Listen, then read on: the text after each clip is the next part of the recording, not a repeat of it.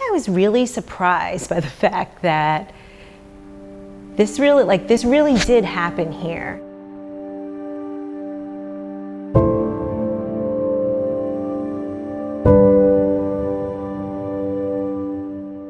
Exhibit of feeble-mindedness. Look right here. Mrs. Russell's absence, Mrs. Birch reported that the exhibit of feeble-mindedness comes to us Carlilians in May. Awesome.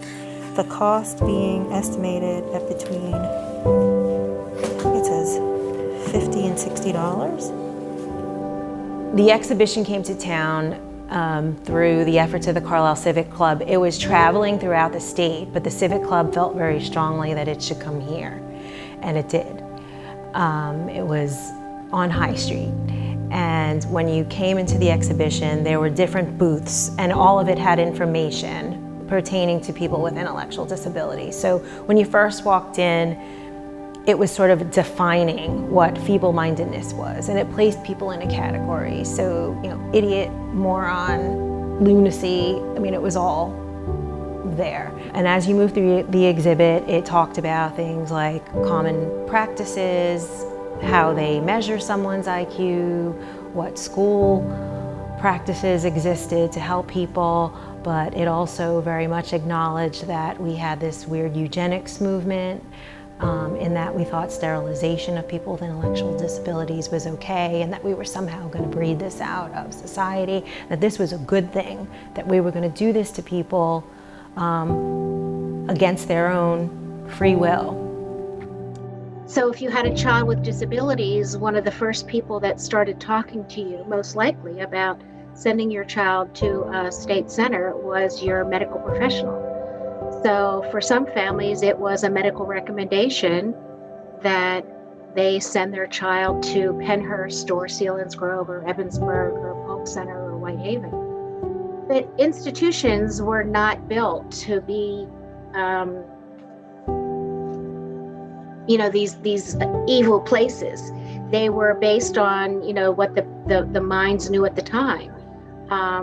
When, years and years and years ago, if you had a child who was born and they were different in some way, had epilepsy or had mental retardation, Down syndrome, cerebral palsy, the only place for treatment or any sort of programming was not the community.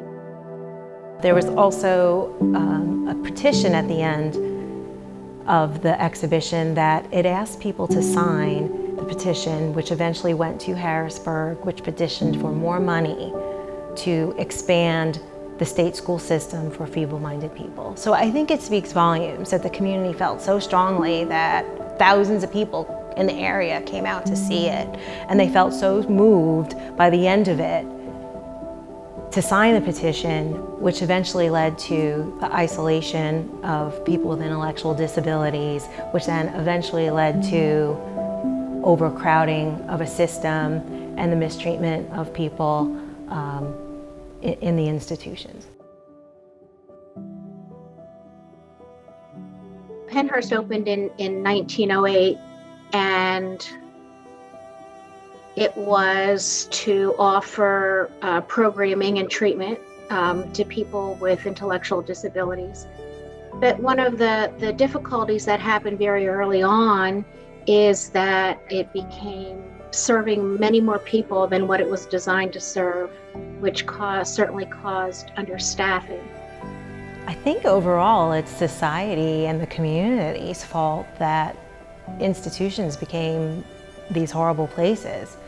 I think because we felt it was okay to put people away and get them out of our society so we didn't see them or have to deal with them, that the overcrowding just happened. It happened right before, I shouldn't say it happened right before everybody's eyes, because it really didn't happen right before us, but it just was allowed to happen because the belief system was such that that is what you did with someone with an intellectual disability. That was what made sense.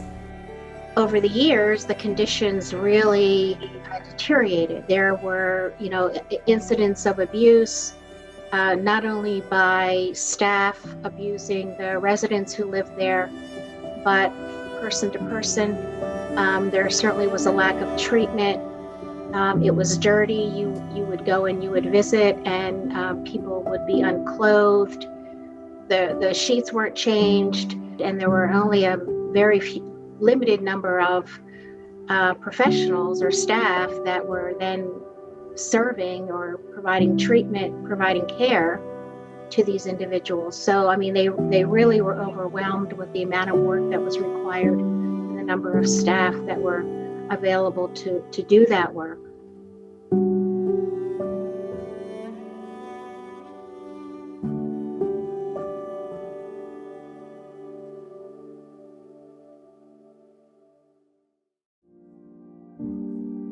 The reason the public became aware of what was going on in the institutions was through the news media.